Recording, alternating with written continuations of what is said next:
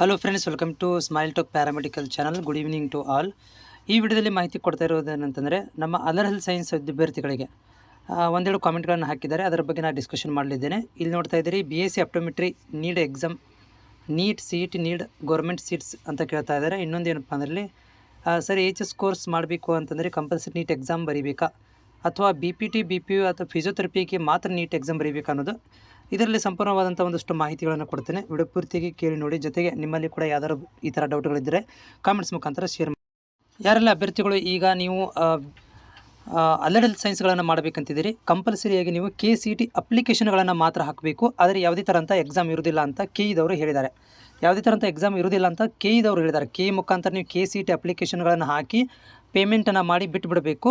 ನಿಮ್ಮ ಪರ್ಸೆಂಟೇಜ್ಗಳ ಆಧಾರದ ಮೇಲೆ ನಿಮ್ಮಗಳಿಗೆ ಸೀಟ್ ಹಂಚಿಕೆ ಮಾಡಲಾಗುತ್ತೆ ಅಂತ KE ತಮ್ಮ ಒಂದು ಆಫಿಷಿಯಲಿ ಏನೋ ಒಂದು ಈಗಾಗಲೇ ಅಪ್ಲಿಕೇಶನ್ಸ್ಗಳು ಓಪನ್ ಆಗಿದ್ದಾವೆ ಅದರಲ್ಲಿ ಹೇಳಿರುವಂಥದ್ದು. ಅದೇ ರೀತಿಯಾಗಿ ನೀಟ್ಗೆ ಸಂಬಂಧಿಸಿದಂತೆ KE ಯಾವುದೇ ಥರಂಥ ಸ್ಪಷ್ಟನೆಯನ್ನು ಇವರು ಕೊಟ್ಟಿಲ್ಲ. ಯಾರಿಗೆ BPT ಅವರಾಗಿರ್ಬೋದು, ಅಲೈಡ್ ಸೈನ್ಸ್ ಅವರಿಗೆ ಓನ್ಲಿ ಅಪ್ಲಿಕೇಶನ್ಗಳನ್ನು ಮಾತ್ರ ಹಾಕಿ ಅಂತ ಅಂದಿದ್ದಾರೆ.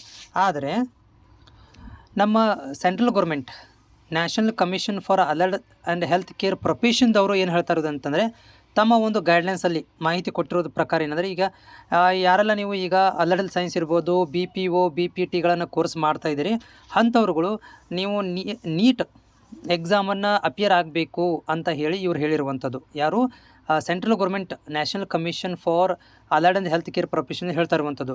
ಬಟ್ ಇದು BPT ಮತ್ತು BPO BOT ಕೋರ್ಸ್ಗಳನ್ನು, ಆಕ್ಯುಪೇಷನಲ್ ಥೆರಪಿಗಳನ್ನು ಮಾಡಬೇಕಂದ್ರೆ ನೀವು ನೀಟನ್ನು ಅಪಿಯರ್ ಆಗಬೇಕು, ನೀಟನ್ನು ಅಪ್ಲಿಕೇಶನ್ ಹಾಕಿರಬೇಕು ಅಂತ ಈ ಒಂದು ಸೆಂಟ್ರಲ್ ಗೌರ್ಮೆಂಟ್ನವರು ಹೇಳ್ತಾ ಇರುವಂಥದ್ದು.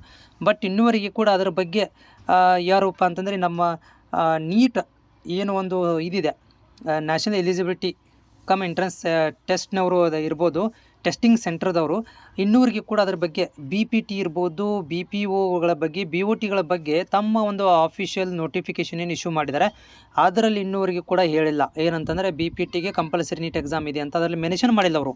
ಅದು ಕೂಡ ಒಂದು ದೊಡ್ಡ ಕನ್ಫ್ಯೂಷನಲ್ಲಿರುವಂಥದ್ದು. ಇದಕ್ಕೇನು ಇದು ಒಂದು ವಾರ ಕಾದು ನೋಡಬೇಕಾಗತ್ತೆ. ಏನು KE ಏನಾದರೂ ಮಾಹಿತಿ ಕೊಡ್ತಾರಾ, ಈ BPT ಬಗ್ಗೆ ನೀಟನ್ನು ನೀವು ಅಪಿಯರ್ ಆಗಬೇಕಾ ಅಥವಾ ಇಲ್ಲ ನಾವು ಜಸ್ಟ್ ನೀವು ಅಪ್ಲಿಕೇಶನ್ ಹಾಕಿದ್ರೆ ಸಾಕು ಅಂತ ಹೇಳ್ತಾರಾ ಅನ್ನೋದನ್ನು ಕಾದು ನೋಡಬೇಕಾಗತ್ತೆ. ಯಾಕಂದರೆ ಈಗಾಗಲೇ ಎದರಿಂದಪ್ಪ ಅಂತಂದರೆ KE ಮುಖಾಂತರ ಒಂದು ಸ್ಪಷ್ಟವಾಗಿ ಬಂದಿರೋದು, BPTಗೆ ಮತ್ತು BPO ಅಲೈಡ್ ಸೈನ್ಸ್ಗಳಿಗೆ ಯಾವುದೇ ಥರಂಥ ಎಕ್ಸಾಮ್ ಇಲ್ಲ ಅಂತ ಇವರು ಹೇಳ್ತಾ ಇದ್ದಾರೆ. ಆದರೆ ಅಲ್ಲಿ ನೋಡಿದರೆ ಸೆಂಟ್ರಲ್ ಗೌರ್ಮೆಂಟ್ನವರು ಹೇಳ್ತಾ ಇರುವಂಥದ್ದು BPT ಮತ್ತು BPOಗಳಿಗೆ ನೀಟ್ ಎಕ್ಸಾಮ್ ಅಪಿಯರ್ ಆಗಬೇಕು ಅಂತ ಹೇಳ್ತಾ ಇದ್ದಾರೆ. ಇದು ಕನ್ಫ್ಯೂಷನಲ್ಲಿರುವಂಥದ್ದು. ಬಟ್ ನಾನು ಸ್ಪಷ್ಟೀಕರಣ ಮಾಡಲಿಕ್ಕೆ ಬಯಸ್ತೀನಿ, ಅಲೈಡ್ ಹೆಲ್ತ್ ಸೈನ್ಸ್ದವ್ರಿಗಂತೂ ನೀಟ್ ಎಕ್ಸಾಮ್ ಇಲ್ಲ. ಓನ್ಲಿ BPT ಅವ್ರಿಗೆ ಏನಾದರೂ ನೀಟ್ ಎಕ್ಸಾಮ್ ಅಪಿಯರ್ ಆಗ್ಬೋದು ಅಷ್ಟೇ. ಬಟ್ ಅಲೈಡ್ ಹೆಲ್ತ್ ಸೈನ್ಸ್ದವ್ರಿಗೆ PUC ಬೇಸಿಸ್ ಮೇಲಿದ್ದವರಿಗೆ ಯಾವುದೇ ಥರಂಥ ನೀಟ್ ಎಕ್ಸಾಮ್ ಇಲ್ಲ.